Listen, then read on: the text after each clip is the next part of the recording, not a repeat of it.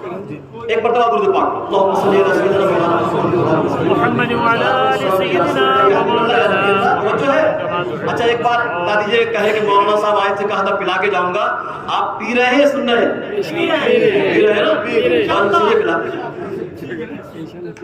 اور بلا کر فرمائے. ہم نے پوچھا قرآن سے تو اللہ کے رسول نے فرمایا کہ خوبصورت بناؤ. اچھا ہم نے پوچھا پھر کہ اے اللہ سارے بندے ایک جیسے نہیں، سارے بندے ایک لڑکھڑا کے قرآن پڑھتا ہے، ایک تتلا کے پڑھتا ہے، الفاظ صحیح نہیں ہوتے ہیں، ایک مطلب یہ کہ قرآن کے پڑھنے میں ماہر ہے. تو اللہ کے رسول نے فرمایا کہ جو قرآن پڑھنے میں ماہر ہے وہ فرشتوں کی طرح ہے، اور جو قرآن لڑکھڑا کے پڑھتا ہے، لکنت ہوتی ہے، تتلا کے پڑھتا ہے لیکن کوشش کرتا ہے، تو اس کے لیے ڈبل ثواب ہے. اس کے لیے کیا ہے؟ ڈبل ثواب ہے. ایک قرآن پڑھنے کا اور دوسرے ایک مشقت کا، پریشانی کا، یا ایک قرآن پڑھنے کا اور دوسرے قرآن دیکھنے کا. اس لیے قرآن کا پڑھنا بھی ثواب، سننا بھی ثواب اور دیکھنا بھی ثواب. تو یہاں چلتے چلتے میں اور بتا دوں آپ کو کہ قرآن علم و حکمت کا خزانہ ہے، ہدایت و نصیحت کا پروانہ ہے، رحمت اور برکت کا خزانہ ہے. یہ رحمتیں برکتیں ہمیں آج بھی مل سکتی ہیں، شرط یہ ہے کہ قرآن کے 6 حقوق ہیں. کتنے؟ 6 رائٹس ہیں. اللہ نے اس دنیا میں کوئی چیز ایسی نہیں بھیجی جس کے آپس میں ایک دوسرے پر رائٹس نہ حقوق نہ. پڑوسی کے پڑوسی پر حق، ماں باپ کے اولاد پر حق، اولاد کے ماں باپ پر حق، میاں بیوی کے اس پر. ایسے ہی قرآن کے ہمارے اوپر کچھ حق کیا ہے؟ ادھیکار ہیں. کتنے ہیں؟ 6.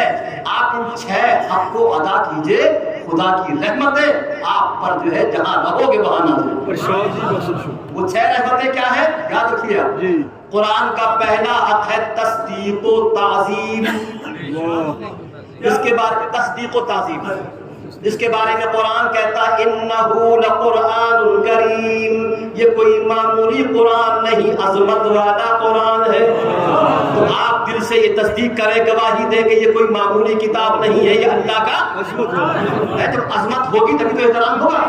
تو پہلا حق یہ ہوا. دوسرا حق کیا ہے؟ دوسرا حق ہے تطہیر. تطہیر یعنی پاکی حاصل کرنا. جب قرآن پڑھو تو پاکی کر کے حاصل کر پڑھو، وضو تلاوت کرو. دوسرا حق یاد رہے گا.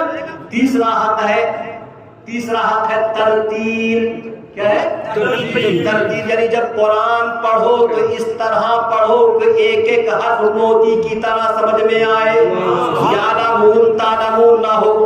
ایسے پڑھنے والے بھی گناہگار، پڑھنے والے بھی گناہگار.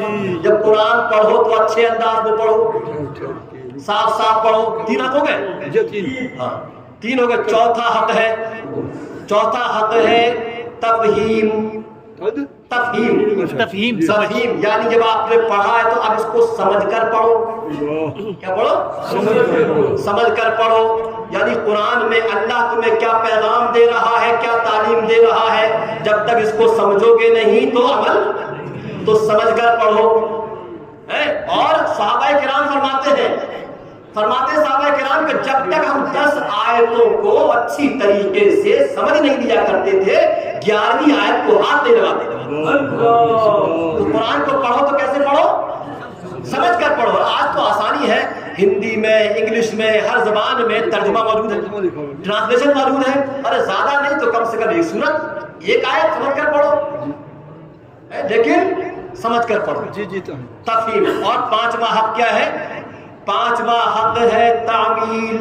جو نصیحت کی گئی ہے، تعلیم دی گئی ہے، اس پر عمل کرو. اس پر کیا کرو؟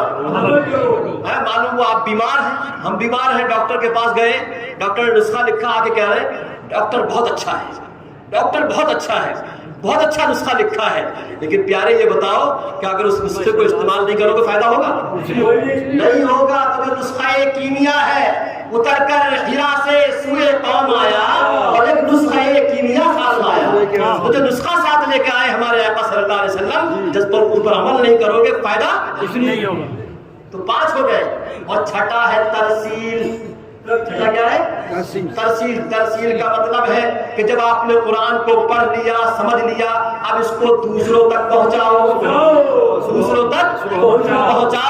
اور اسی کے بارے میں میرے آقا نے ارشاد فرمایا خیرکم من تعلم القرآن وعلمہ. ہوں تم میں سب سے بہتر وہ ہے جو قرآن کریم کو پڑھے اور دوسروں تک پہنچائے. تو قرآن کریم کے یہ 6 حق ہے.